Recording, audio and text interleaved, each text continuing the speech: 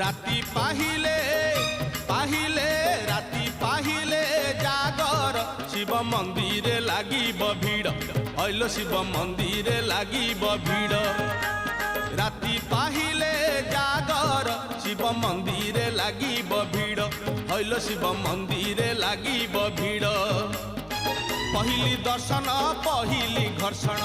पहिली दर्शन पहिली घर्षण पहिली पंडा पहिली धंडा पहिली भोग पहिली जोग पहिली भगत बड़ राति पाहिले पाहिले राति पाहिले जागर शिव मंदिर लागिब भीड़ हइलो शिव मंदिर लागिब भीड़।